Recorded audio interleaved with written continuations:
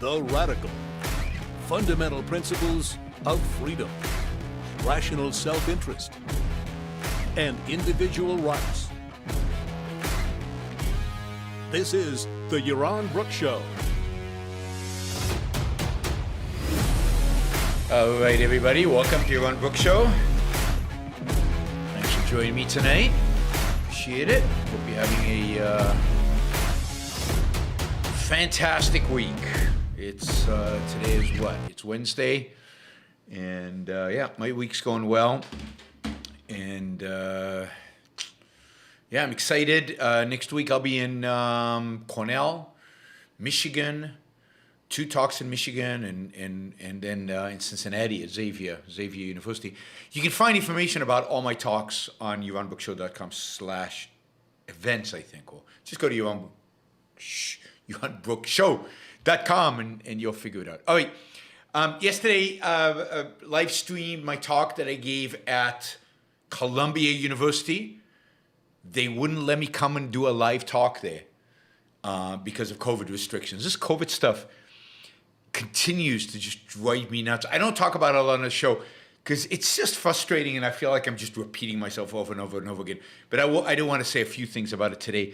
We'll talk about it a little bit. I did give a talk yesterday about ESG, so you can catch that. I live streamed it. Some of you were here. Ali was here, but she got frustrated because I wasn't answering Super Chat questions, so she figured she couldn't raise $600, so she left.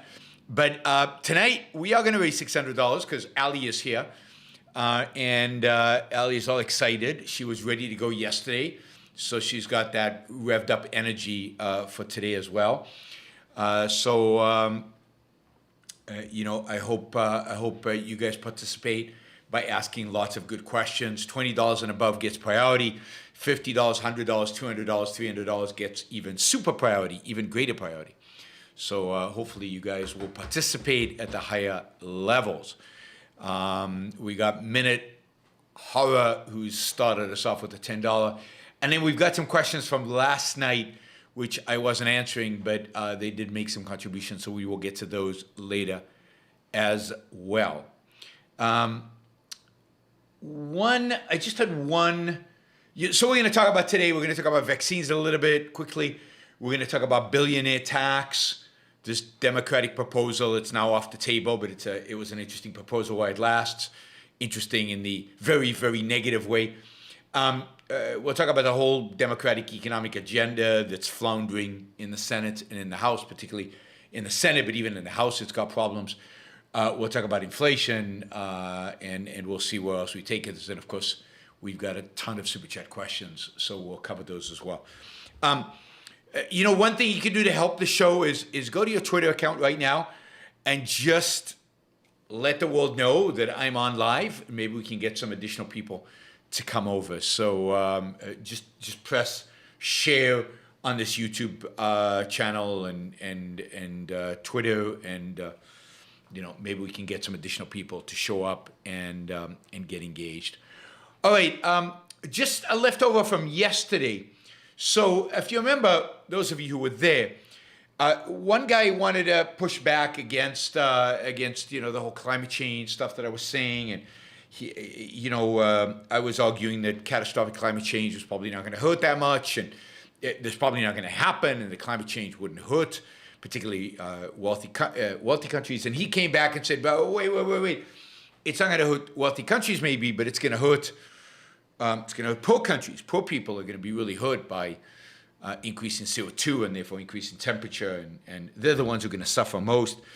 And my comeback to that was, it's poor countries that need cheap electricity, cheap energy more than anybody else, forcing them, as the world is trying to do right now, to rely on so unreliable sources of energy like wind and solar is only going to make them poorer. And you know, I've made this argument before. I think many of you know the argument. Anyway, Wall Street Journal article dated, it turns out, October 24th. So 3 days ago? I didn't even see it at the time. I noticed it today. Basically written by the president of Uganda. Probably not a good guy if he's the president of Uganda, but written by him, basically says Don't sacrifice Africa to make the West feel good. Right? He writes, many developed nations are pushing an accelerated transition to renewables on Africa. The Western Aid Industrial Complex, I love that, Western Aid Industrial Complex, composed of non-governmental organizations and state development agencies, has poured money into wind and solar projects across the continent. This earns them praise in the United States and Europe, but leaves many Africans with unreliable and expensive electricity that depends on diesel generators or batteries on overcast or still days. Generators and the mining of lithium for batteries are both highly polluting. He continues this stance to forestall Africa's attempt to rise out of poverty, which requires reliable energy. African manufacturing will struggle to attract investment and thereby to create jobs without the consistent energy sources. Agriculture will suffer if the continent can't use natural gas to create synthetic fertilizer or to power efficient freight transportation. And he goes on with stuff. Not all of it's that good, but he goes on and he writes, Africa has a right to use reliable, cheap energy, and doing so doesn't prevent the development of the continent's renewables. Forcing Africa down one route will hinder our fight against poverty. Absolutely, President of Uganda, you're absolutely right. The Europeans this needs to be told to Europeans, this needs to be emphasized to Europeans. This is, really is ridiculous. The whole attitude of Europe towards countries like Africa with regard to climate change. All right, just thought I'd drop that in because they got pushed back on Africa and on stuff, and it was just, this article just popped up today while I was looking for stuff, and it was I thought that was interesting. All right, quickly on vaccines. I had surgery in my mouth today, and I thought it was all good, but now that I'm speaking excitedly, I'm a little worried about what's going on in there. All right, we'll see what happens. Maybe I'll calm down a little bit. I'll go into Sam Harris podcasting mode, and I'll just speak very, very calmly, very, very, I don't know what the word is.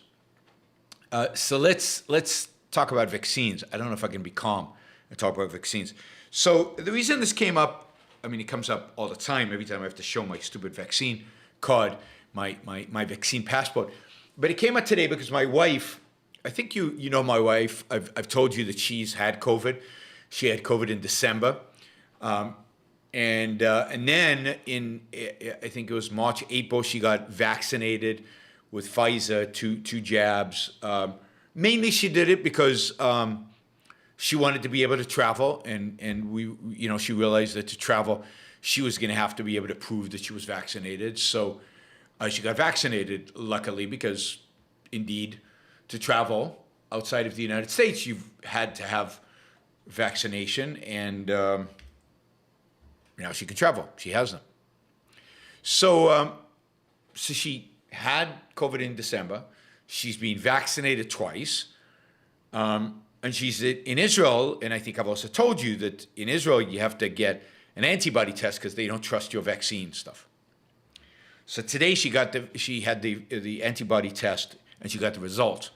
And on the sheet that gives you the results from the antibody test, it says that a positive result, which means you've got the antibodies to fight COVID, is a 24.1 whatever the measurement is, whatever the standard is, 24.1. And I remember when I got my antibody test after 2 shots of, about 5 months or 4 months after I got my second shot of my Moderna vaccine, it was like at 190, and I thought, all right, I am ready to take on COVID because my antibodies at 190, and the minimum required to be positive is 24.1. Well, my wife's antibodies today came in at 1,400. 1,400. I think she could be surrounded by COVID, whatever, and she would fight them all off. It's, and I guess, and this is, look, she had the vaccines 6 months ago. I don't know what her levels were when she had the vaccines. She has the natural immunity from having COVID. She has 2 vaccine shots, and her antibodies are still unbelievably high. And this is the nutty thing, is that as we move into the future here, they're going to demand, in order for you to travel, in order to do, all this other stuff, right? They're going to demand that she gets a booster at some point. And put aside the whole vaccine mandate, I'll get to that in a minute. But the whole attitude is so unscientific. It's so one size fit all. It's so authoritarian. I mean, some people need a booster because their antibodies have crashed. They're way down. My parents, who were in their 80s, who had 2 vaccination shots, probably needed the booster. Their antibodies never rose much, even with the vaccine.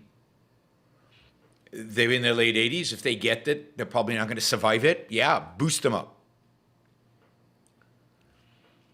But for anybody else, isn't it a question of what their level of antibodies is?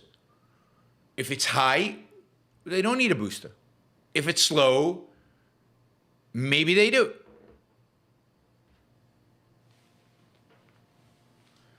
So why this one size fit all? Why is somebody who's had COVID required to get vaccinated? Maybe getting COVID is not as effective as vaccination. Maybe that's true. But maybe it's good enough, particularly if you're young. Maybe if you had COVID, you only need 1 shot of the vaccine. Certainly it doesn't sound like my wife needed 2 if she's at 1,400, almost 6 months after the second shot. There's no nuance. There's no focus on the individual. One size fit all is the collectivist approach to everything. There's no consideration of actual risks. I still claim that if you're under the age of 25, why are you getting vaccinated? Why are children getting vaccinated? What is the purpose of that? COVID is here to stay.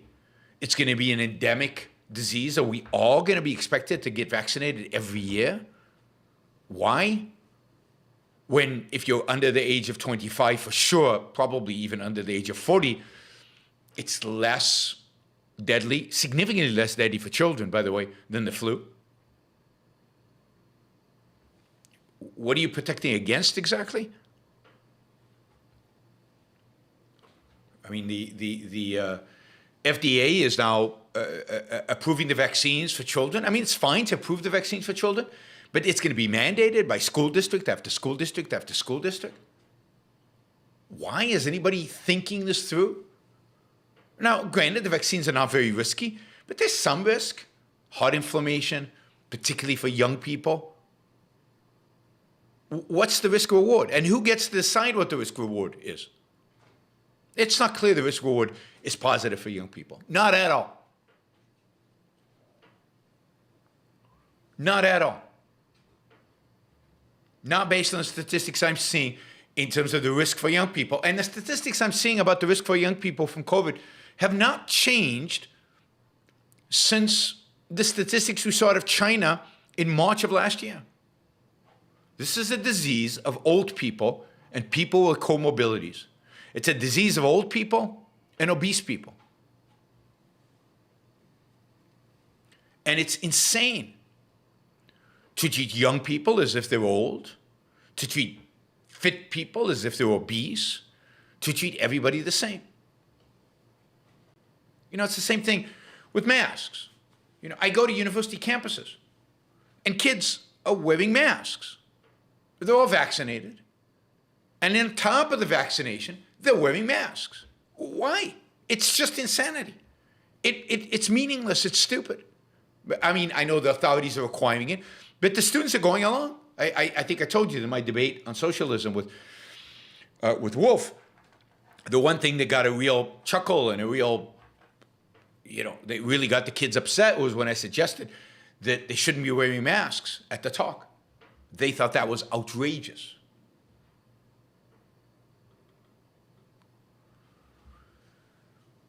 I mean, the way this COVID is being handled is collectivism on steroids.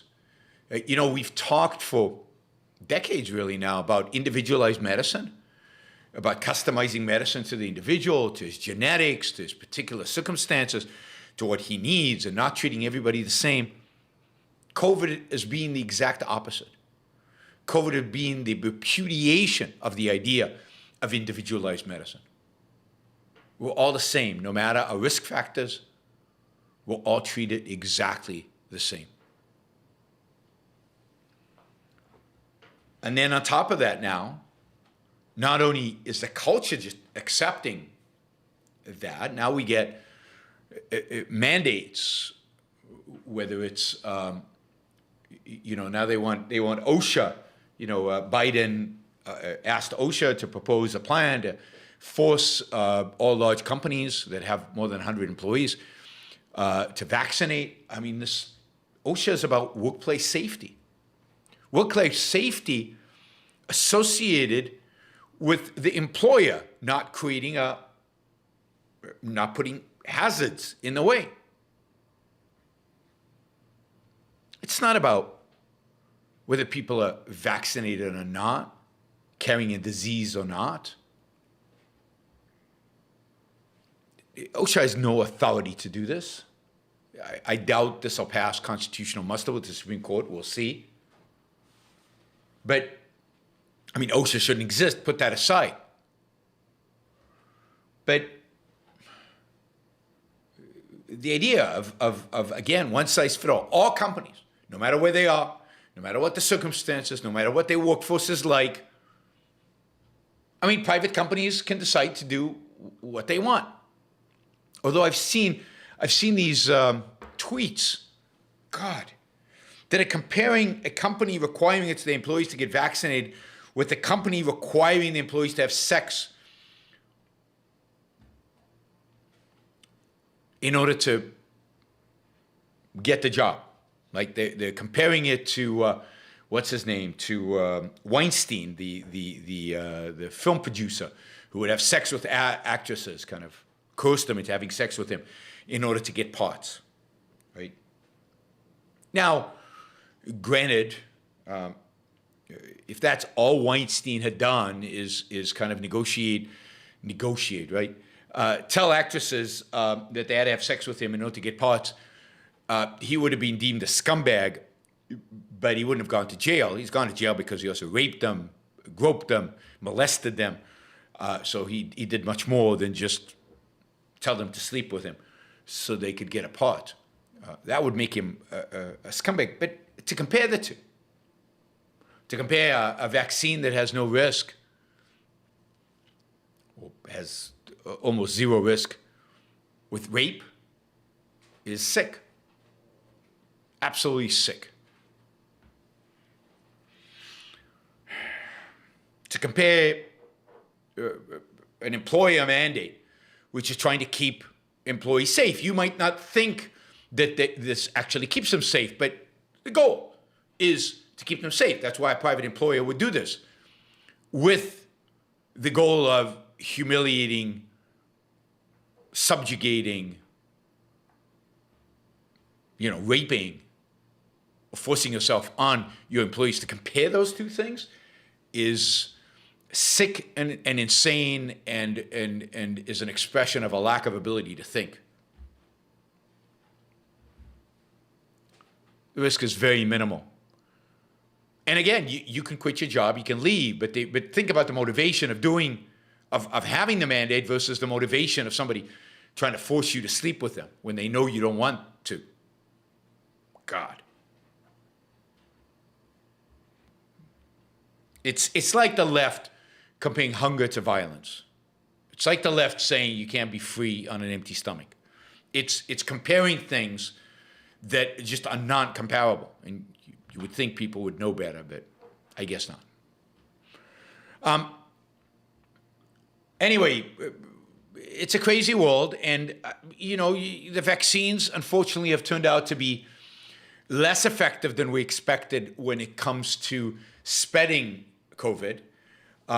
As expected, when it comes to hospitalization and deaths are very low once you're vaccinated. They really do protect you from death and from hospitalization. They're just not very good at protecting the spread. It seems like COVID is spread by vaccinated people, not at the same rate, nowhere near the same rate as unvaccinated people, but much higher than what we expected, much higher than what we would have, than what we were promised. And that's unfortunate. It would be nice to get a more efficacious vaccine that actually eliminated the spread as well, so you weren't infected. And this is why, again, anti-science. Why are people focused on cases? Who cares about cases?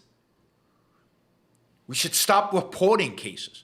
We should stop looking at cases. I mean, somebody should monitor them. What's important is hospitalizations and deaths. And hospitalizations and deaths are down, even in places where cases are up. So, I mean, there's a correlation, but it's weaker. And no, it's not going to be all COVID today. I'm going to end COVID in 2 minutes, and we're going to turn to taxes and economics. More fun. I mean, fewer people will watch. I noticed that because I guess economics are on the agenda today, very few people are interested in the show today. It's really curious. Well, all people really want me to talk about is the cultural issues. And of course, I'm not controversial enough. If I was an anti-vaxxer, and pro-Trump, there'd be 500 people watching right now. That's the cost you pay for actually being truthful and scientific. Anyway, the thing you should look at is hospitalizations and deaths. COVID was never going to be eliminated. It was all. You remember, lockdowns were supposed to flatten the curve. Now it's not about flattening the curve. Now it's about zero COVID. And it's been like this for a while, when we all know COVID's going to be here forever. So let's just get on with life and stop this ridiculous masking for particularly vaccinated, at least in New York of all places. The stores have these signs saying we recommend unvaccinated people masks. Vaccinated people do not need a mask. So you can walk in and out of stores without a mask. Here in Puerto Rico, you have to wear a mask indoors. And show a vaccine passport every time you go into a restaurant. Really absurd and ridiculous. Yeah. I know that people who are here like economics episodes.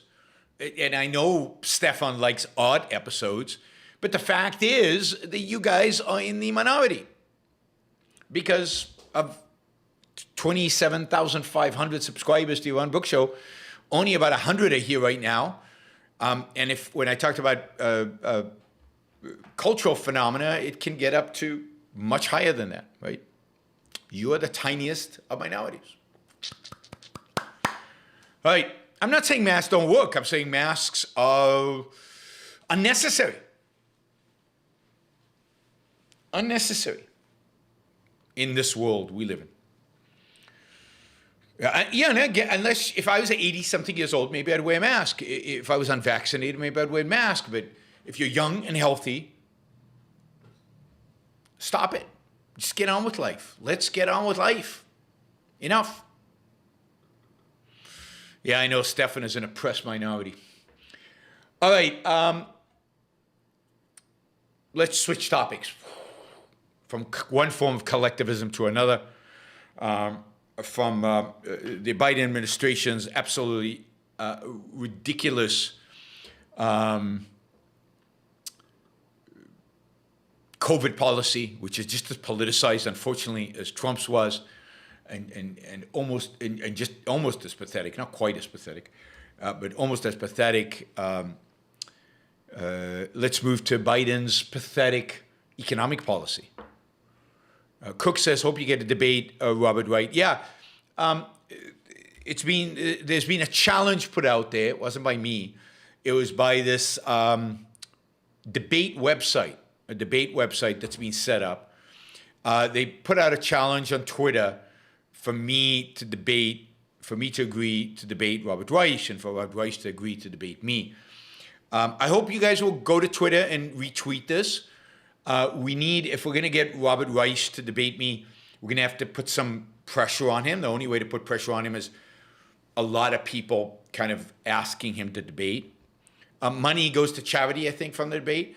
So anyway, it's on Twitter. I will, I'm sure I'll accept the debate. I've been eager to debate Robert Reich for a long time, so I will accept the debate at some point.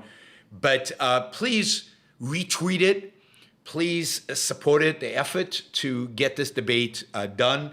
I think once you see who is promoting this, you can go to their website, and there are ways on the website to promote the debate. So it would be cool if I got to debate Robert Reich. I think a much better debate than any of the other leftists could propose. All right, so Biden has a pretty ambitious economic agenda. It includes the introduction of a vast number of new social programs, probably the biggest expansion in number of programs, not necessarily in dollars, but in number of programs since the Great Society, since LBJ. We're talking about, expansion of leave for new mothers and fathers, so time off from work. We're talking about child care, free government subsidized child care. We're talking about expansions of all kinds of programs, mostly, as always, targeted at the middle class, because those are the most popular. These are not there to help the poor. These are there to help the middle class, and these are there to buy votes. And of course, all of these are very popular because the middle class is the largest the largest body in the economy, and they love this because they're going to get free money. Of course, if you ask them how much they're willing to pay for it in terms of increased taxes, they all say, "Oh no, if I have to pay for it, it's not free anymore. I don't want it." So they reject it when the cost-benefit analysis is presented to them. But of course, Biden has said that he is not going to tax anybody making over, I think, $440,000 a year. So he's only going to tax the so-called rich. And he's, as always, as every president has said, we're not going to increase taxes on the middle class. And indeed, most of the tax plans of the last 30, 40 years have basically reduced the number of people paying taxes and steepened the curve in terms of how much different groups pay.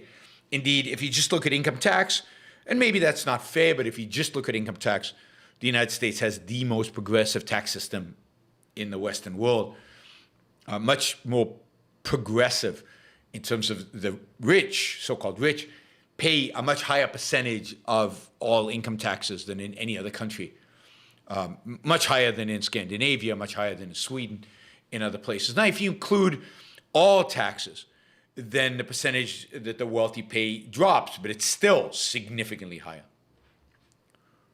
Bestford Fank says, flatten the curve. Yes, I'd like this. Flatten the tax curve. That would be good. Where is Ali? Ali's kind of disappeared. And yeah, there's not a lot of energy around Super Chat. So I don't know, Ali, you got to rev them up if you're still there. We got to get some $20 questions or some $50 or $100 questions going to support the show. We've got our usual $600 goal, and at this pace, we're not getting there. I don't know. Ali's disappeared on me. All right. So he's got a very ambitious plan. It was originally $3.5 trillion dollars. And That's on top of a so-called infrastructure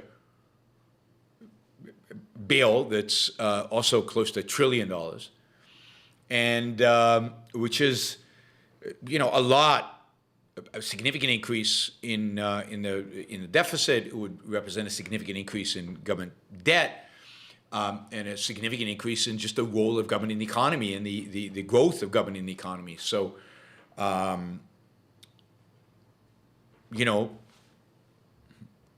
big, this is big stuff, important stuff, right? Whoops, what did I do? So, they had this $3.5 trillion budget plan with all these social programs are going to be expanded. And then we have the infrastructure plan. And one of the things that Biden has promised, and some Democrats, centrist Democrats, ones who don't believe in modern monetary theory, have promised, is that they're going to pay for all this. That they're going to pay for it with tax increases on the rich. And originally, they proposed increasing. Oh, Larry, thank you. Really appreciate that. That's very generous of you. Originally, they proposed increasing corporate taxes, not quite to the levels before Trump decreased them, but still increasing them, and increasing the top marginal income tax rate. And Senator Sinema from Arizona said, no, not a good idea. I don't think we benefit if we increase these taxes. Nothing good will come of that. And of course, in the Senate, they need every single Democrat to vote for the bill because no Republicans will. And then it'll be 50, and they can get over the 50. They can get over the 50 Republicans with the vice president voting 51 to 50. So they need every single senator. And she said, no, I'm not going to do it. And then Manchin, and by the way, there were other centrist Democratic senators who said no. But they didn't make it public because they let Sinema take the heat. Why should they intervene? Why should they say anything? Let one senator take the heat. She took the heat. And then Manchin said, 3.5 trillion, you guys have got to be kidding. I will never be reelected in West Virginia if I vote for this. Remember, West Virginia went for Trump by like 20 or 30 percentage points. So West Virginia should not have a Democratic senator. So Manchin realizes this. He has to play to a much more conservative, a supposedly Republican base. So he's saying, I'm not going to vote for 3.5 trillion. So we've seen Biden's agenda shrink from 3.5 now to something like 1.5 trillion, maybe 2 trillion, depending on how you count it. And and of course, corporate tax is off the table. So the United States will continue to have a 21% corporate tax rate, which is fantastic news. And by the way, unfortunately, also good news for the IRS. It turns out that because the corporate tax rate is lower, the IRS is generating a lot more money since this is Laffer curve. This is the idea that when you lower the tax rate, people actually pay more taxes, not fewer taxes. They declare more. They're more incentivized to make the money. But anyway, this year will probably be a record year in terms of corporate tax collection. And that's off the table. The personal income tax, increased personal income tax rate is off the table. Democrats just don't know what to do. The agenda has shrunk, and their tax agenda is completely out the window. But they still need to raise the revenue. Even for 1.5 trillion, they have to raise the revenue, or the 2 trillion, whatever the deal will ultimately be. So they have floated the idea of what they're calling a billionaires tax. Now, this is a bizarre tax. It's a kind of a tax that no country in the Western world has ever, as far as I know, no country in the world has ever put a tax like this together. It's a real piece of work. It's a particularly disgusting tax. It's economically unbelievably destructive. It's a tax motivated by envy and nothing else. Nobody, even in Sweden, Denmark, the so-called redistributive countries of Europe, or France, for example, would think of a tax like this. The idea is to tax anybody who has wealth over $1 billion, on their capital gains, But we already tax capital gains. We tax today capital gains when it is realized. That is, let's say I buy a stock at $10, and a year later, I got really lucky and I sell it for $20.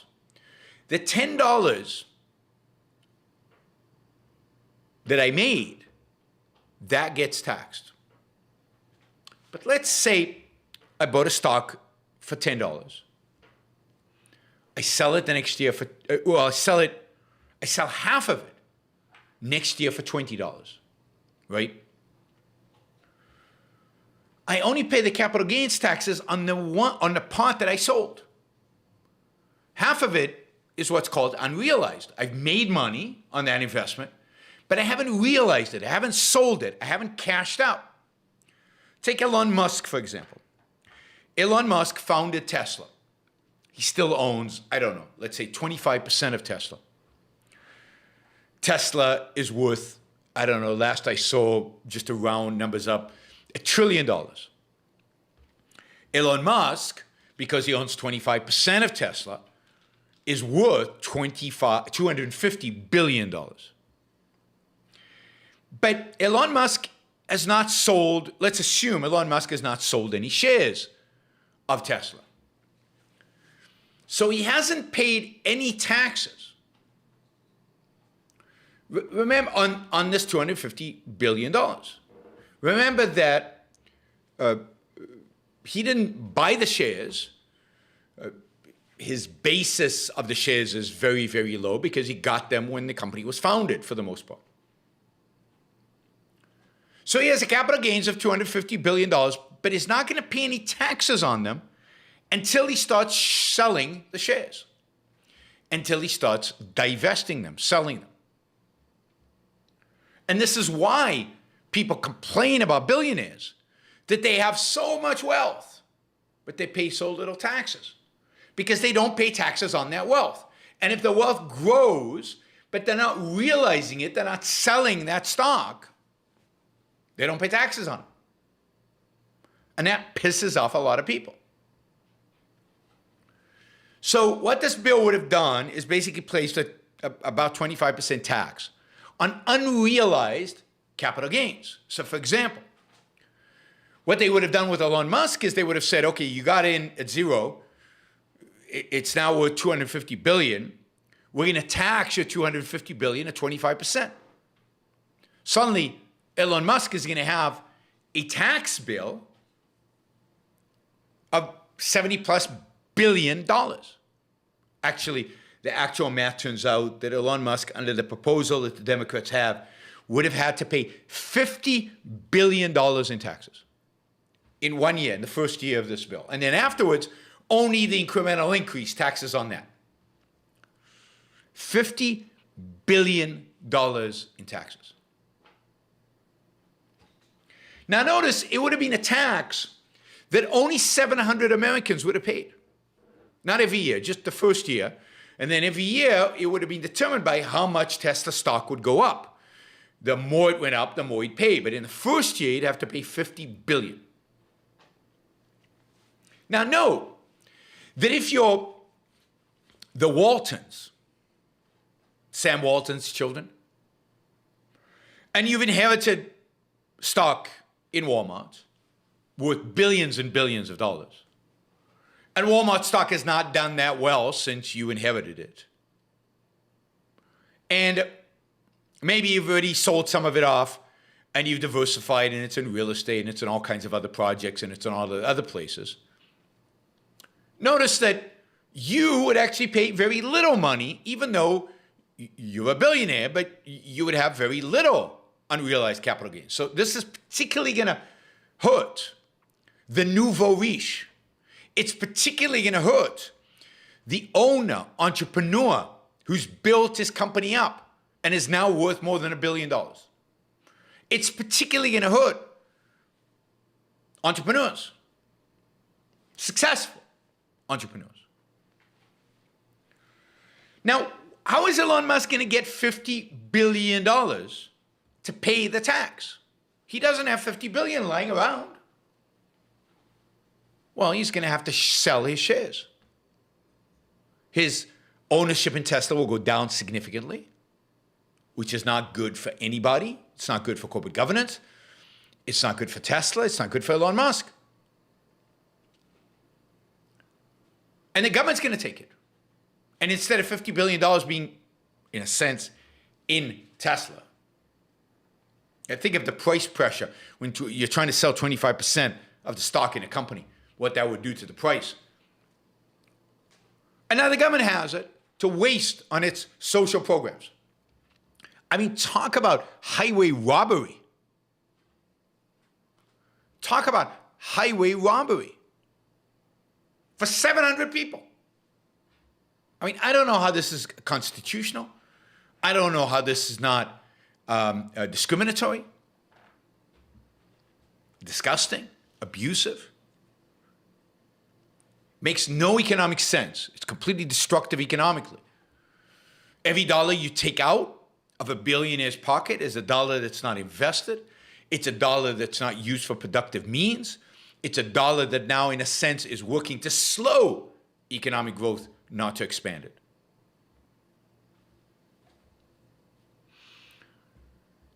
It's not clear what happens. What happens in a year where the stock market goes down? What happens if, because Elon Musk sells $50 billion of Tesla stock, what happens if Tesla stock goes down 50%? Will the government refund Elon Musk's money? It's not clear. We haven't seen the final proposal yet. What happens for other billionaires when the stock market goes down? They paid, by the way, Jeff Bezos, another one of these evil billionaires, right, will have to pay $44 billion. $44 billion in taxes. Talk about confiscation, a confiscatory tax rate. It's absurd and insane. You can't tax what has not been realized. I mean, you can, and they are, and they want to. Anyway, this was on the table. Every economist I know wrote about how ridiculous this is, how pathetic it is. I mean, every good economist I know. People who pretend to be economists. I'm sure Richard Wolff thought this was fantastic.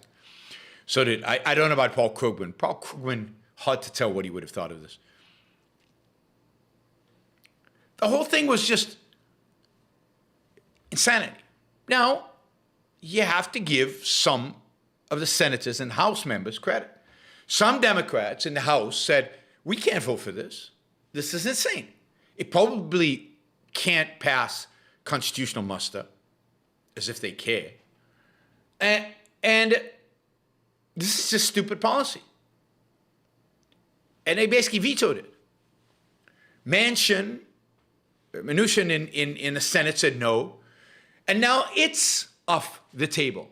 So the Democrats are back to square one. They have lots of ideas of spending money. Yeah, AOC loves it, of course. They have lots of ideas about spending money.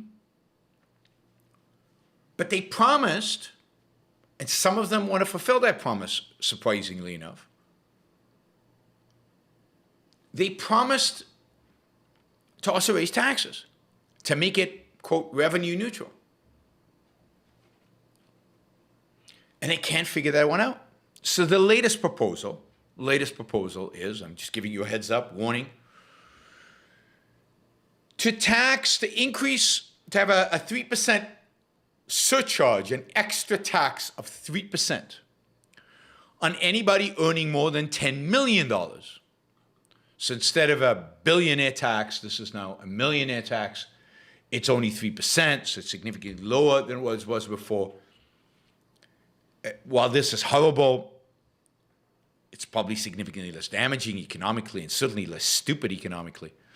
Still evil and nasty and confiscatory and, loading up the rich, to pay for programs for the middle class. It's not even, you can't even use the altruism game here of, it's about the poor.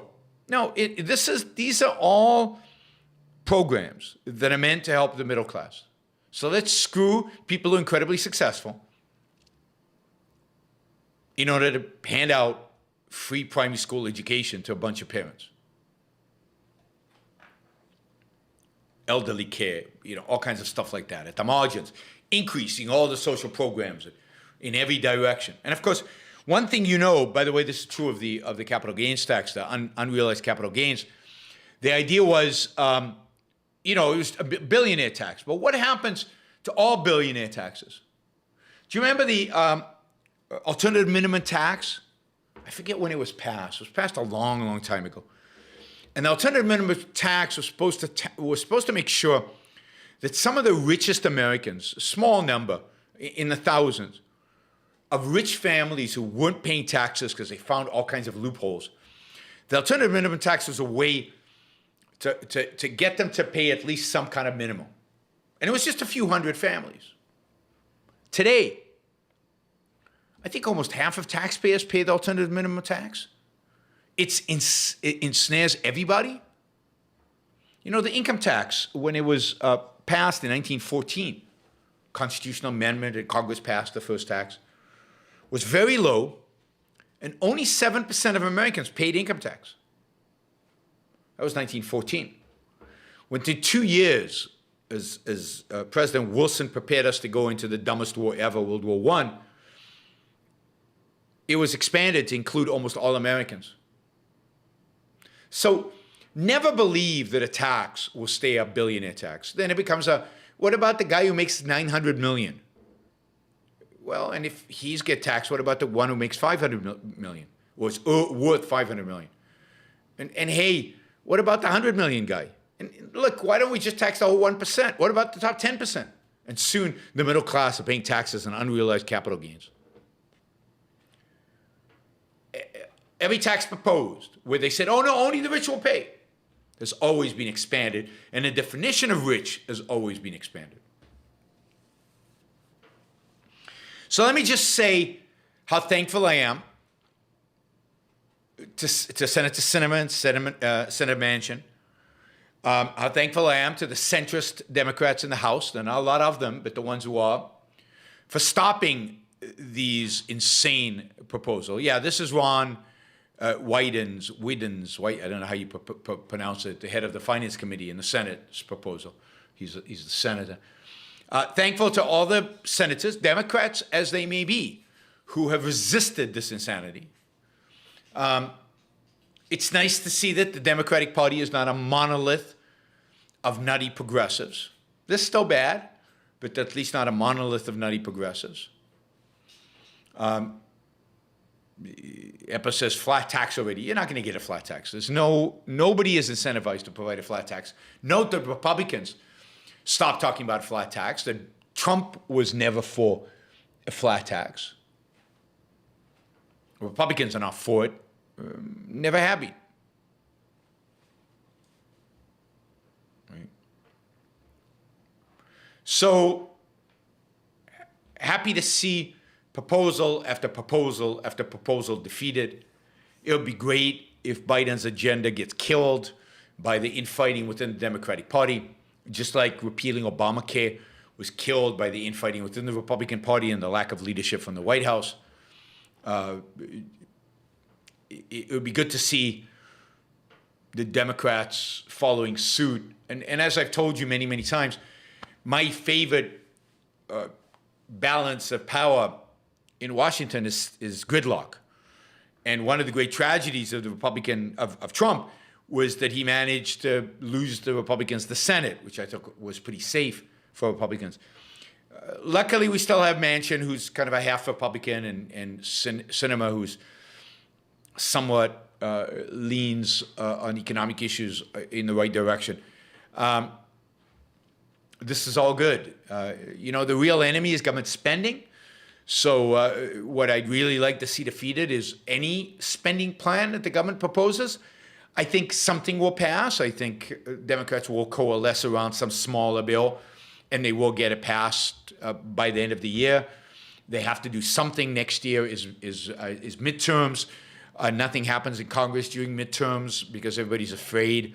So everybody sticks to status quo. So anything Democrats want to pass is now. If you have any influence on Democratic senators or House members, encourage them not to pass anything this year. But I think they will. It'll just be a smaller, less effectual bill with smaller, less effectual taxes, less damaging taxes. All of that is for the better as compared to the alternative. Of course, none of this would be on the table. None of it. If Republicans hadn't lost the House in 2018 and hadn't lost the Senate in 2020. So you can thank Republicans for being stupid enough and pathetic enough and incompetent enough to lose both the House and the Senate and the White House, of course, in a span of 2 years. 2 years. All right. Just a word about the economy more broadly. We've talked about this, but I want to talk about this a little bit more. What happened to Allie? She really did disappear. I hope it's not the Venezuelan secret police came and said, "You can't be doing this for Yaron Brook. He's an enemy of socialism," and dragged off to jail. I mean, we shouldn't even laugh about it because it is Venezuela. Who knows what's going on there? But I don't know. Did you guys offend her? Did somebody make her angry? Shame on you if you did. It's not good. All right. I did want to talk a little bit more about the economy. I think we're living through really interesting economic times. I think this is a period of time to really keep your eyes open and to monitor the situation. Things can deteriorate pretty quickly. There's a lot going on right now. We've talked about it. We've talked about the supply chain issues.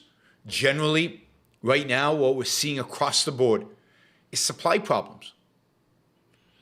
There's demand. Demand is easy. But politicians, particularly on the left, always focus on demand. I mean, not just on the left, on the right as well. This is Keynesian economics. All they care about is what they call aggregate demand. So COVID hits. All we care about is that people have money. That money constitutes demand, because what are people going to do with the money? They're going to buy stuff with it. And there's never any focus on supply, which is, in my view, the whole point of economics.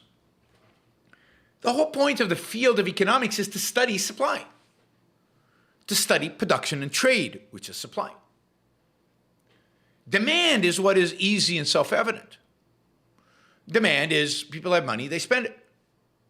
You don't have to really encourage them that much, incentivize them that much. They're going to spend it. They're not going to sit on money. So we gave people money throughout COVID. They got checks.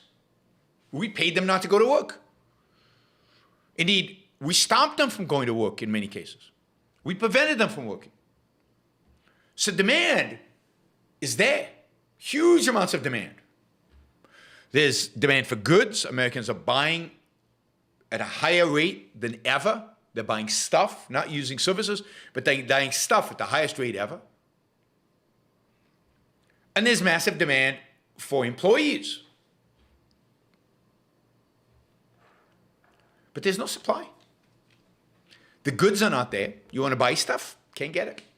Delivery times are long. You have to wait in line. They're talking now about these new MacBook Pros. It's going to take a while until they're available. The chip shortages, the computer shortages, the shortages of everything. The cargo ship shortages, because plenty of demand, because we've thrown money at the problem. But you see, the real issue in economics is the supply. The real issue is production. Well, we stopped production. We banned production. We told production, the producers, they couldn't produce. We told workers not to work. And now, surprise, surprise, we've got supply issues. Thank you, Todd. Really, really appreciate that. Yaron Brook, Enemy of Socialism. That is a great title. I prefer the title of Champion of Capitalism. How about that? I like positive titles. But Todd, that's very generous. I really appreciate it.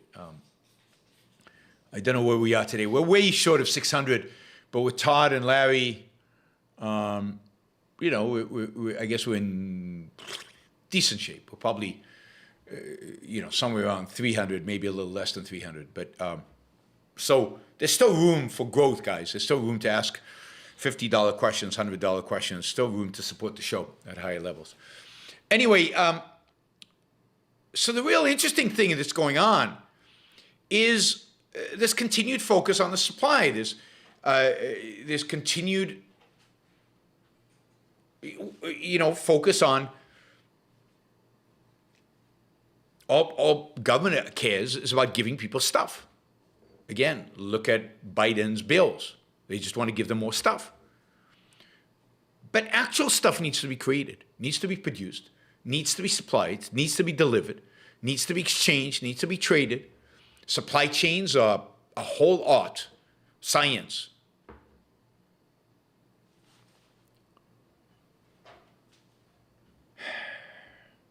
I mean, modern monetary theory. Remember modern monetary theory we've talked about in the past? One of the basic assumptions of MMT is that inflation would never happen even if you throw a lot of money on the demand side, even if you throw a lot of money at people. Because there is always slack in the economy. Slack is unused supply. And this is Stephanie Kelton, who's one of the big advocates and somebody who I've tried to debate, but she wants $20,000 to debate me. Anyway, Stephanie Kelton keeps saying there's always slack in the economy. Well, where is it? Where is this excess supply? Where is this excess production? It's not there. Unless you invest in it. Unless you incentivize it. Unless you leave it alone and don't shut it down, it's just not there. And even when it is there, it's not easy to ramp it up. So what happens when you have lots of demand and supply is constrained? What happens to prices? Well, the prices go up. The prices go up. Todd, wow, $200, thank you. Now we're at $460, so we just need 140 to get to our goal. But Todd is wow. Todd has changed my title now from Enemy of Socialism to Advocate of Capitalism. Thank you, Todd. So I'm going to go by the. I should change my title everywhere to Advocate of Capitalism, Champion of Capitalism. I like champion. What do you think, Champion or Advocate? You guys can vote, Champion or Advocate. I think Champion sounds better. Champion of Capitalism, enemy, mortal enemy of socialism. I like that. I'm going to change my Twitter handle to that. All right. And the problem, of course, is that if you give money to people not to work, guess what they're going to do? They're not going to work. Oh, so I said, if you have a lot of demand, constrained supply, prices go up. That's price inflation. We're seeing price inflation across the board. Across the board. And the consequence of the across the board is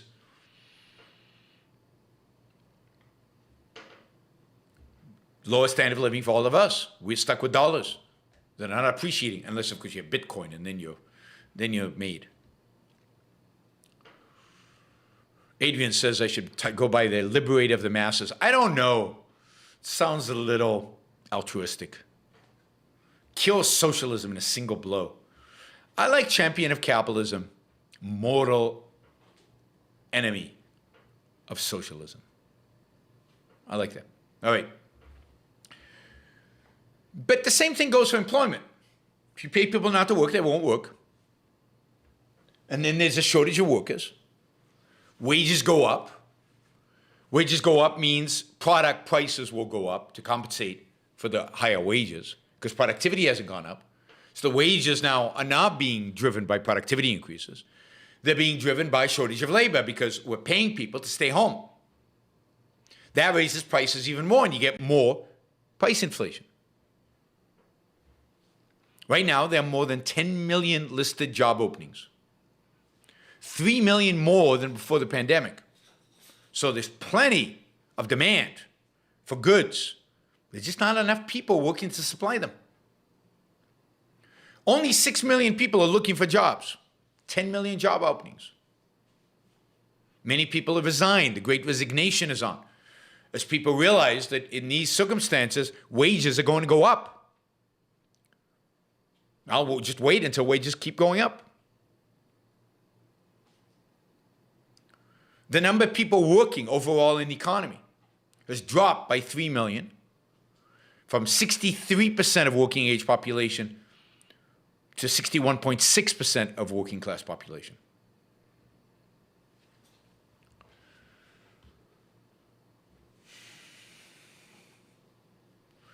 So, it looked like last year, writing people checks, sending checks, setting benefits, expanding unemployment insurance, all of that didn't cost anything. It looked like it was free. Well, we're paying the cost now. Slower economic growth, higher price inflation, and a mismatch of supply and demand, bottlenecks all over the world. It's amazing how every time the government tinkers, it thinks it gets away with it, it survives for a little while under this illusion, and then bam, reality slaps it in the face. No, there's no free lunch. No, if you just print money, subsidize this, you're going to distort the economy in one way or the other.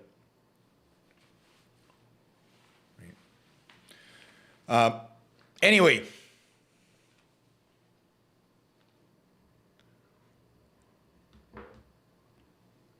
what we have today is the consequence of all the rotten policies that the government has engaged in since the beginning of COVID. Just in terms of this Biden proposal, just to give you one aspect of it, in terms of childcare, they want to subsidize childcare. So because there's a crisis, childcare costs are going up supposedly, and there's a crisis, and we want to build back better. So in order to build back better, we're going to give you an entitlement.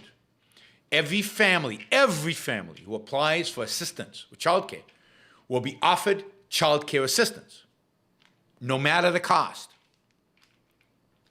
Right?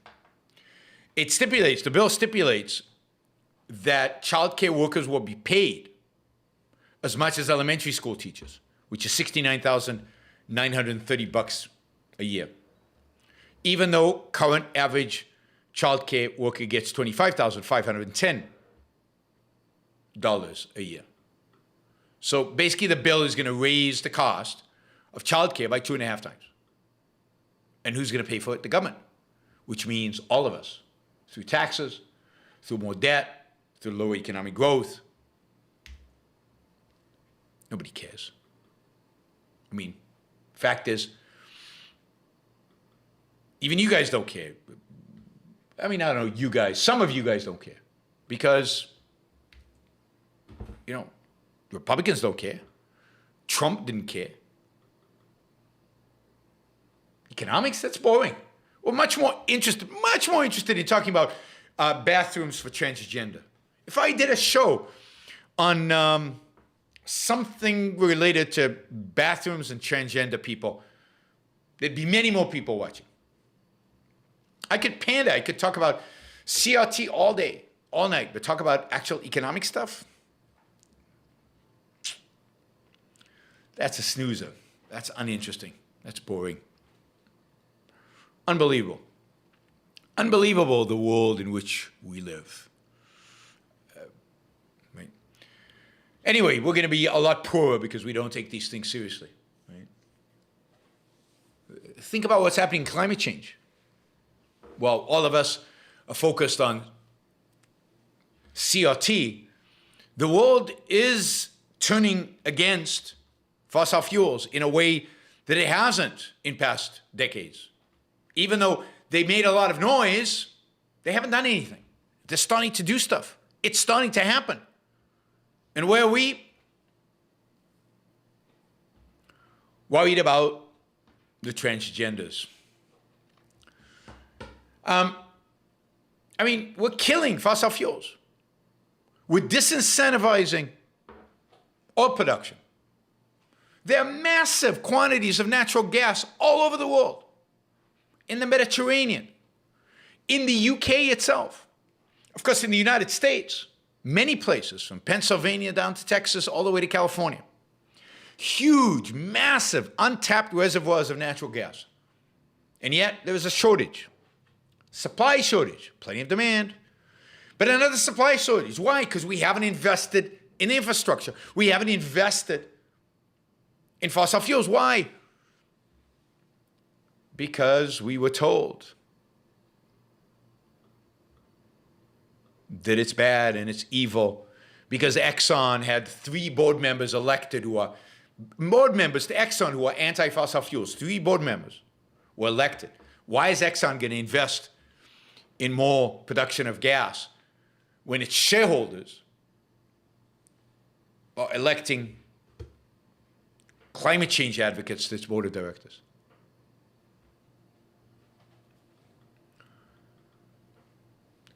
We're going to have a nasty winter this winter. Europe is going to have shortages of natural gas, shortages of heating. Some people in Europe, particularly the poor, are going to be very cold. Very cold. Some places that are not going to have enough electricity are going to be super cold. But nobody will learn the lesson. Let's build more windmills. How about some of those solar panels on your home in London where the sun never shines?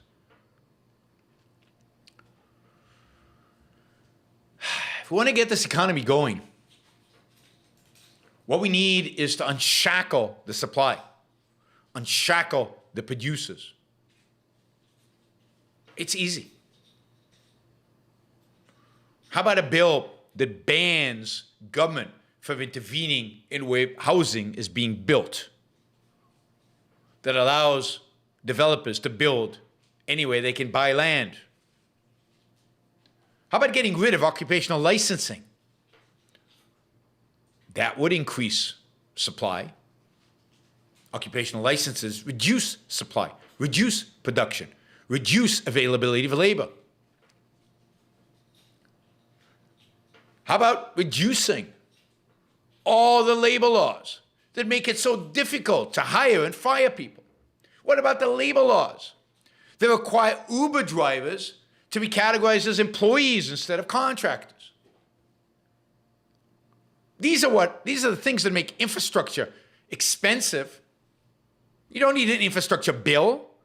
You just need to get people off the producers' backs.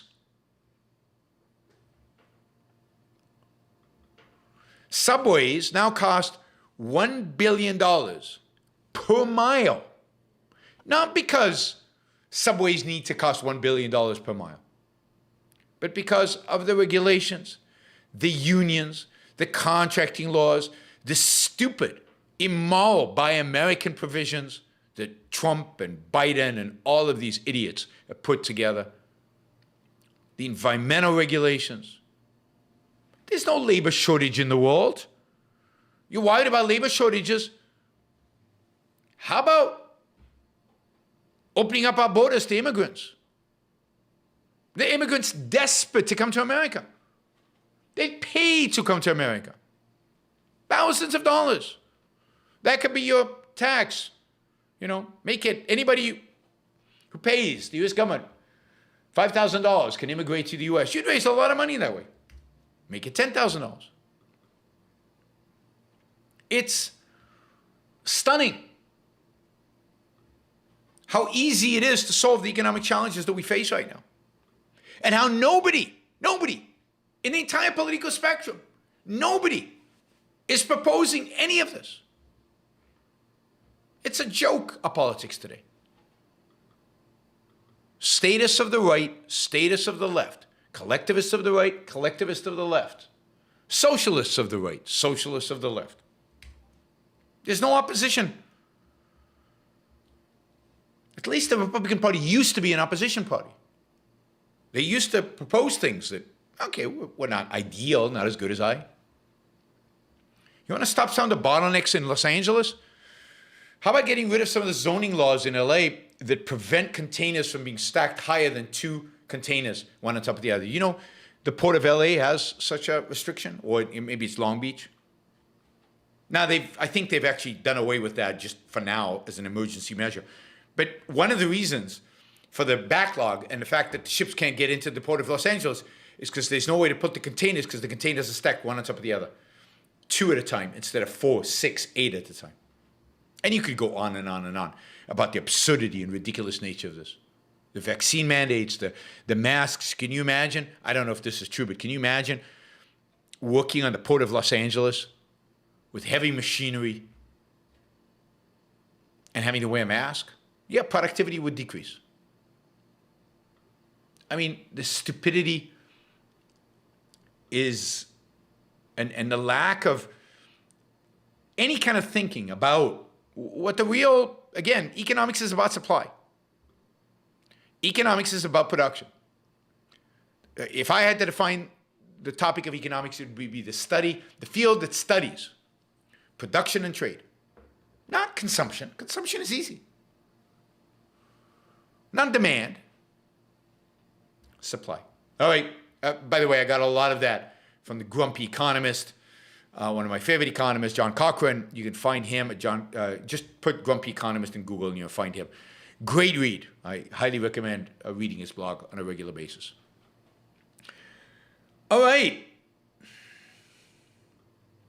Let's see. We have got a bunch of questions here. We'll start with the big dollar ones and we'll head down. Okay, let's see. Larry, $100. Thank you, Larry. With socialists and progressives, rich people are always looked towards badly. Why are successful people vilified and blamed for society's ills?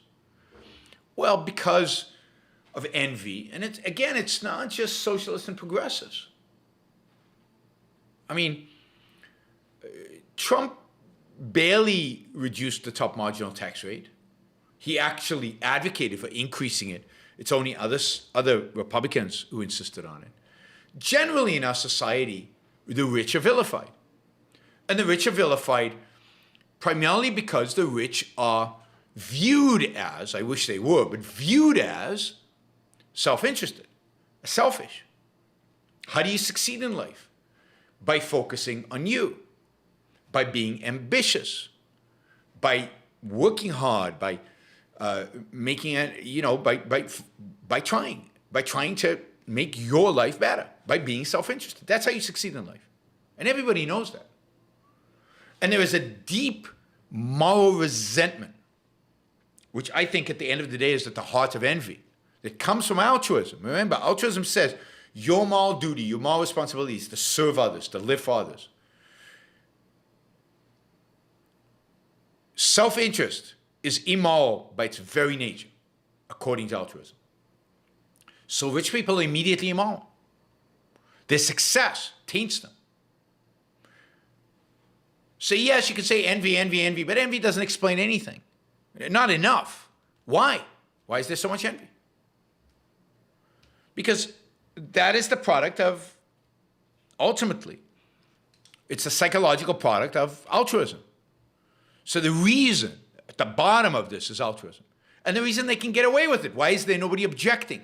Why is there nobody defending the rich? And when I defend the rich, I'm called what? A pawn of the corporations, a pawn of the wealthy, a pawn of big tech, right? I have to be ridiculed, I have to be put down because nobody will defend the rich. Why? Because we're trained to be altruists. We're trained to think that morally the good means others. The good means benefit to others. And if you're not sacrificing for other people, then you're not being good. And if you're making gazillions of dollars and you're keeping it, then you're not being good. So fundamentally, the resentment of the rich comes from the fact that they're viewed as being self-interested.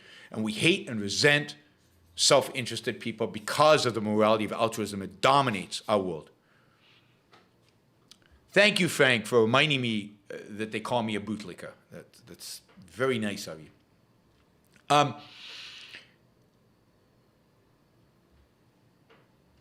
You know, Ayn Rand talks about this a lot. I mean, she talks about the fact that the world is dying from an orgy of an orgy of altruism. Now, if you believe in altruism, and as a consequence of that, you have never been ambitious, you have never pushed yourself, you have never done the things that are going to make you rich, but you have been good, you've been altruistic, at least a little bit. Well, the result of that is going to be envy. You're going to look at these rich, self-interested people who seem to be happy and enjoying their wealth, seem to be doing well. You're poor and miserable, or middle class and miserable, whatever.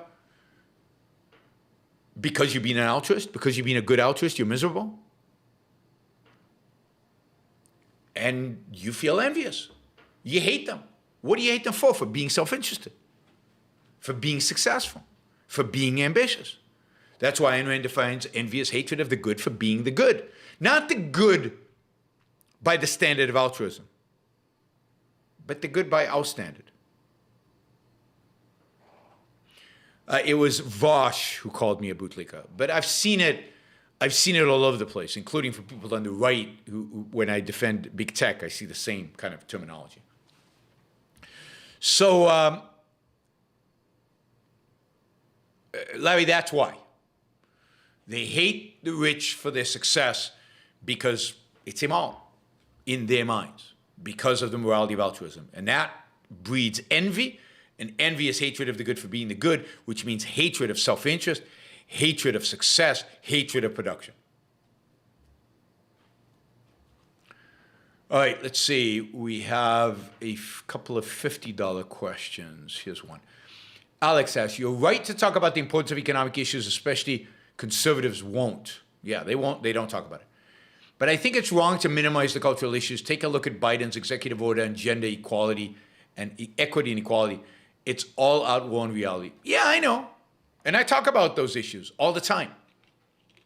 Right? I talk about inequality. I talked about inequality before equity and CRT were on the table. I wrote a book about it. I identified it as the issue the left was going to use, both economically and culturally. And that's why we wrote a book about it. So I know the importance of cultural issues up to a point, right? But the other side of that is, and I know none of you believe me, but this is my view, is that the nutty social issues, they're not going to take hold. They're not going to take hold.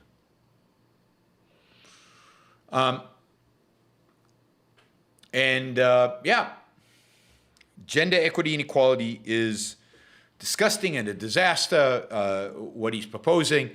Of course, it's also economic because they're trying to force wages to be equal. So they're trying to force that equality, which has economic consequences. I'm not denying any of that. It's just that that's all people care about right now. Literally all people care about. I see that all over the web. And that to me is where you're living.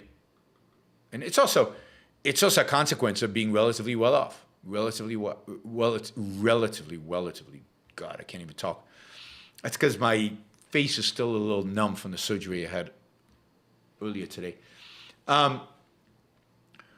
Anyway, Alex, thanks for the support. I appreciate it. And yes, you're right. I shouldn't minimize the damage being done by that. And I don't. Naruto 1341, a question he asked yesterday. Is it possible with current technology plus land availability to solve world hunger if Gates, Musk, and Bezos all donated to the cause? I keep thinking about the land needed, the distribution logistics, and many other factors that it would be impossible. What is the problem of world hunger? World hunger today is that it's the lowest it's probably ever been in all of human history. Or maybe not today because of COVID, but pre-COVID. World hunger was being solved. It was being solved by liberating the economies of countries where people were hungry. It was being solved by allowing supply chains, by allowing globalization, by allowing trade. It was being solved by raising people out of poverty through, relatively speaking, free markets, or markets that are freer. No, if you took the money from Bezos and Gates and Musk, you could solve it for 1 year, but you wouldn't solve it permanently. The permanent solution to world hunger is capitalism. The permanent solution to world hunger is freedom. And again, world hunger is being solved. There are fewer famines today than ever, in spite of, supposedly, climate change, because of relative economic freedom. So the solution to world hunger is freedom, not more government programs. Oops. Not confiscating wealth from some people and giving it to others. Look, governments have engaged in probably at this point hundreds of billions of dollars of foreign aid over the last 70 years that had very little impact on world hunger.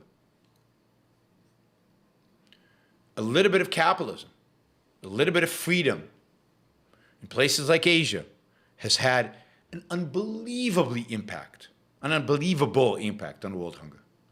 That's what is needed. All right, Todd, that's very generous. Thank you. Wow. Todd says, stay focused on ethics, morality. It carried the day in your last debate. Politics, economics is just a derivative. Alejandrina's night off. Champion of capitalism, champion of the individual. Yeah, but look, economics and ethics are related, right? It's all related. Economics and politics are related. They're derivatives of ethics and morality, but talking about ethics and morality, divorced from economics and politics, is floating. You got to make it real for people. And the way you make it real, the ethics, is through the politics and economics. It's through illustrating the irrationality, through illustrating the envy that results from altruism, right? Illustrating the kind of irrationality that the statists' policies result in. All right, let's see. We got a few $20 questions. Thank you, Todd. Appreciate it. This one is from yesterday. Justin asked, I've been profiting from IP on a side project. My friends are currently pleased about that. However, I can imagine that when the profit starts hitting six figures, my friends will consider me greedy and I should give back. Yep. Success breeds resentment. Success is associated with selfishness. Success is associated with a morality of self-interest and therefore is resented, and it breeds envy. So unfortunately, that is likely to happen. All right, Brian, could you explain how the love of a parent should have for his or her own child differs from unconditional love? Do you owe a child some amount of love no matter what, because they don't ask to be born? Thanks. I mean, you do owe the child love because they didn't ask to be born. The challenge is, and this is why choosing to become a parent is a big decision. You have to make sure you have the capacity for that love. And you have to make sure that you're going to enjoy in some way having the child. That the child is a value to you. So, that's why, you should be around babies before you have a baby. It's unbelievably hard work. It's easy if you have the wrong attitude to become resentful of the child and not to love him. And that is a tragedy. And you can't unconditionally love. It's just impossible to unconditionally love. So the worst case scenario is you're trying, but you can't love the kid, right? So you've got to, I think we love our children because they bring us an immense amount of pleasure, satisfaction, interest, fascination. A child is a wonder. I mean, I still love babies, even when they're not mine. Although I love mine more because they're mine. Now, as the child becomes an adult, then that conditional aspect becomes much more serious.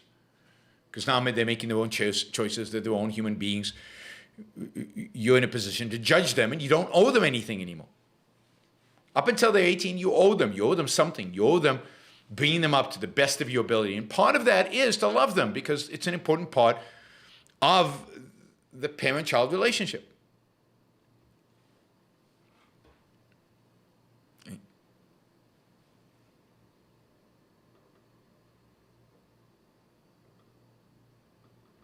So,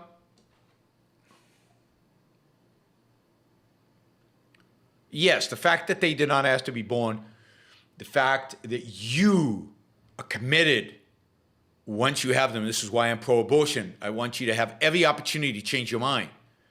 But once they're born, it's your responsibility, and your responsibility is to do the best job you're capable of doing. Daniel asks, discovering and listening to your channel over the past year flipped me from a 22-year-old progressive to defender of individual rights and markets. Thanks for all you do, starting Atlas Shrugged the next few weeks. Wow, that is amazing news, Daniel. Thank you. I'm so glad to have flipped you. I think you're in for, wow, what a treat you have in front of you as you read Atlas Shrugged. It'll be an experience of the lifetime. Relish it, enjoy it. I'm jealous of the fact you get to read Atlas Shrugged for the first time. I'll never have that opportunity again. So relish it, because you only have one of these.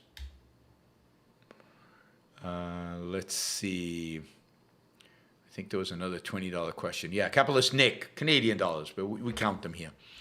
What happens when oil is north of 100? Heating bills are up 300 to 400%, and gas prices are north of $7. Isn't that the ultimate wake-up call and political suicide for advocates of greed and gender? You would think. In the U.S., I don't think oil is going to be above 100. It has been in the past. I don't think gas prices have ever reached north of 7. So I don't think we're going to head to $7. But maybe, who knows? With inflation, you could easily get there. So it's a wake-up call. The question is, will they wake up? Just because somebody has a wake-up call doesn't mean they wake up. But it's certainly a suicide. And I've always said the policies of the left result in suicide, and most people don't want to commit suicide, not in America. And it's political suicide. The left cannot survive such an outcome. There'll be a massive backlash in America, massive backlash against the left, like there was in the 80s after the left dominated the 70s and brought about all this horror. Jennifer, thank you. Really appreciate the support. Look forward to seeing you in Michigan next week. All right, let's see. Brian asks, I've been watching Battlestar Galactica. The way the economy off the ship is run is a leftist wet dream. It's hilarious. There's an episode on the black market where they end up admitting they need to distribute resources. Yeah, I mean, it's often thought you need statism in emergency, like in Battlestar Galactica. But of course you don't. It doesn't work. That's why black markets always develop in emergencies, because you need markets. And black markets are not great markets. They're not particularly efficient, but they're much better than the central planning organizers.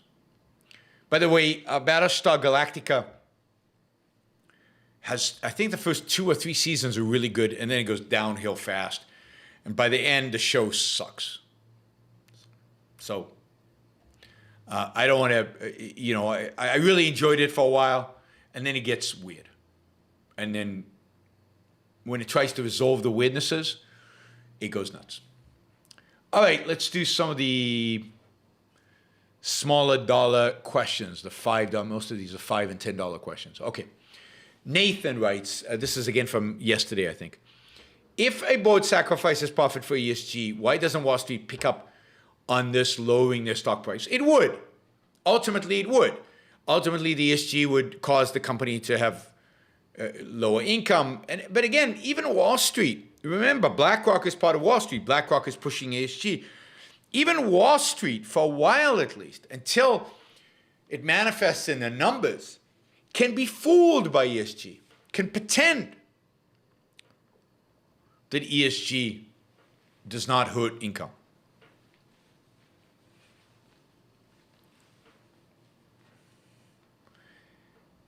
And of course, many investors are irrational. And what used to correct the irrationality, so let's say a board passes, it becomes ESG, stock price goes down. Now, if you've watched other people's money, now somebody like Larry the Liquidator could come, buy up the shares, kick out managers on the board, and return the company to maximizing shareholder wealth, make a fortune, and be successful that way. And that used to be what we did in America. When a stock became cheap because of bad management, better management would come in and replace them. And we had hostile takeovers, were a beautiful American invention. Going back to the 19th century and celebrated in the 1980s. And then everybody turned against them. And now we have laws that prohibit that kind of behavior at the state level and some at the federal level. And generally, the courts are very pro-management instead of being pro-shareholder and pro-takeovers. So there used to be a market mechanism to take care of bad managerial decisions. That market mechanism has been undermined by our legal system, by statism. Again, doesn't matter left, right, doesn't matter what state you're in. Most states have these kind of anti-takeover legislations. My Minotaur asks, what do you think of the statement, school is just to show people you can be taught? I don't think that's true. It certainly shouldn't be true. School should be a place where you can learn. Learning is a virtue, a huge virtue. Education is a virtue. Now, it's true that our schools are not very good. Not very good is an understatement. Many of them are terrible, horrible. But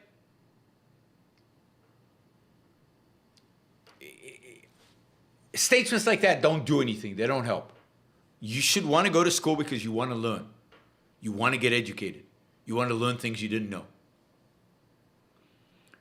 Best Fed Hank says, say something nice about my wife. I mean, she's my wife. Isn't that saying a lot? I mean, she's the love of my life. She's, we've been together for a long, long, long time. I think our love has only grown over the years, not shrunk. She's a passionate valuer. It's probably the thing that stands out about her is she knows what she wants, and she goes for it, and she's passionate about it, and she doesn't give in. So hopefully that qualifies, Best Fed Hank. I don't want.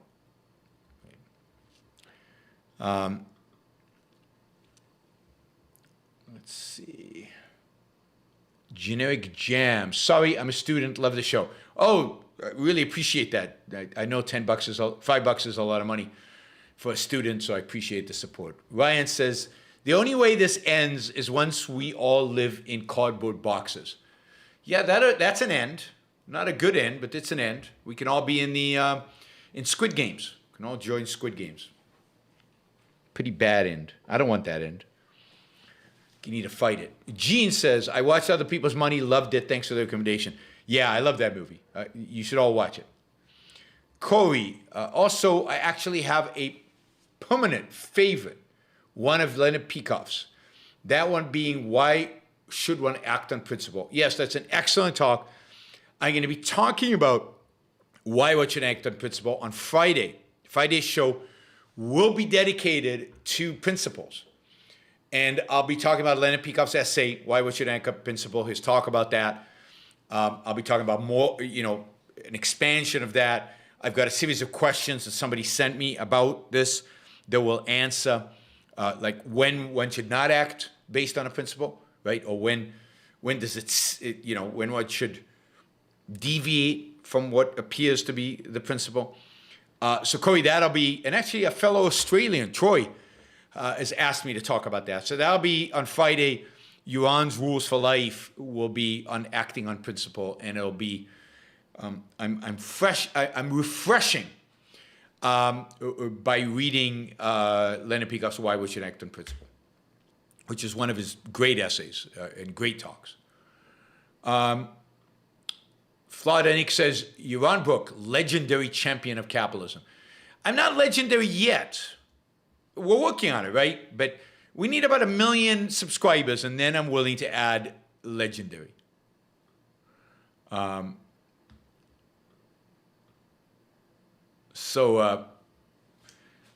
see. Frank says, remember the 80s and 90s when there were yuppies? At that time, I didn't like them, and I bought into the anti-rich attitude. Now I regret doing that. Yeah. It was called the me generation, the yuppies. And they weren't anywhere near as bad as what we have right now. Corey says, Yaron Brook stars in Capitalism, the Unknown Ideal. I like that. We should make a movie. Is the obsession with identity? What is the obsession with identity? I'm not sure what the question is, if there is a question. Peter asks, I'm somewhat excited for Germany, probably going from terrible pyramid scheme pension system we have right now to a more stock annuity-like system in the new legislature. Still government run though. Yeah, I mean, much better. Still government run is a big problem, but a pyramid scheme, get away from the pyramid scheme is fantastic. I wish the United States could do, but you can't even talk about it in the US. It's one of those things that you get canceled for talking about in politics. So, and the Republicans won't do it anymore. They're committed to saving Social Security. Instead of being the party that wants to reform Social Security, privatize Social Security, they're the party that wants to protect Social Security. It's horrible. Another one of the things that Trump did to help destroy the Republican Party is focus them away from reforming entitlements, which they were beginning to talk about. And then it turned out it's not popular among the Republican base, so now they don't talk about it anymore. Faye says, thanks for introducing me to classical music. There is so much richness to it that I did not appreciate. Oh, fantastic. That is so much fun to hear, Faye. Thank you. I'm glad you're enjoying it. I still love it. I still discover new stuff. I still enjoy listening to old stuff I've listened to many, many times, but I still discover new stuff. It's just an endless fountain of pleasure. Deep, meaningful pleasure.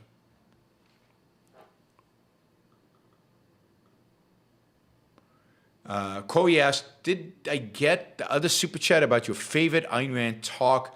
I apologize if you did, I missed it. I did not. I don't know where it is. Anyway, my favorite Ayn Rand talk as a talk would be Philosophy Who Needs It. I think that is her best talk.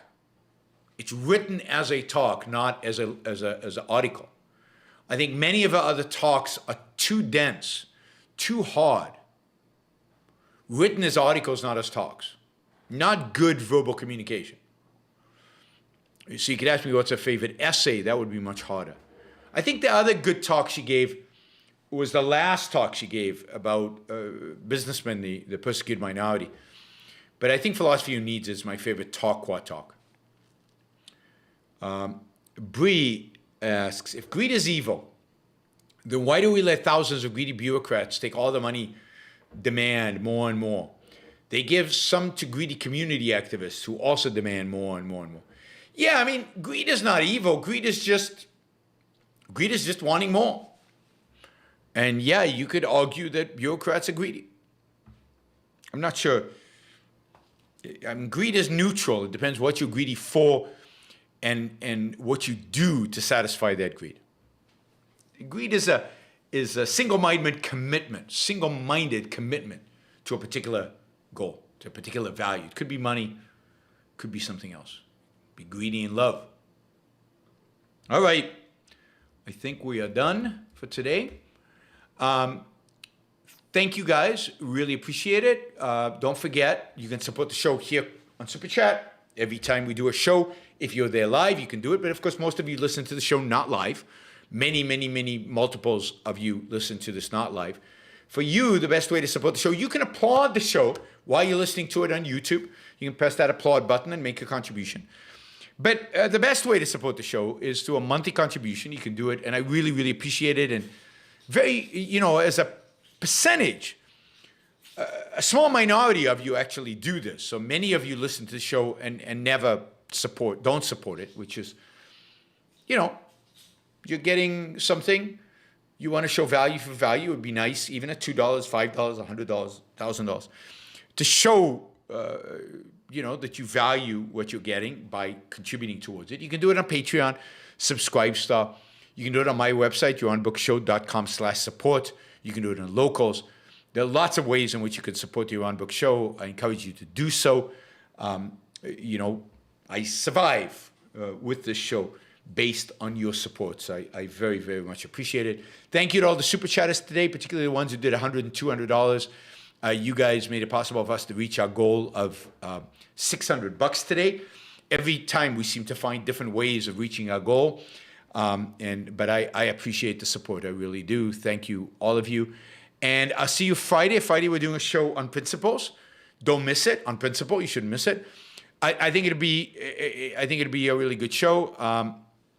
Richard, go to sleep. Go away. Why do you even show up here? I don't know. On Friday, it'll be principles. On Saturday, we're doing a show. I'm not sure exactly what time. Probably in the morning. So for your Pacific time people, this will be hard. But for you Europeans, it'll be a lot easier. But we'll do one probably at 11 o'clock East Coast time or 12 o'clock East Coast time. And that show will be on the role of the military in a free society. So there'll be a lot of questions about war, about military. And of course, it'll be open to your super chats. And then on Sunday at 3 p.m., we'll do a show on an AMA. Ask me anything from my $100 and above monthly supporters and super chats. So we've got three more shows this month before the end of the month. And then, of course, next week I'll be in Michigan, New York State, Cornell University, and Cincinnati to give talks. You can come to those talks. If you register in advance to do that, you can go to yaronbrookshow.com and look under the events tag.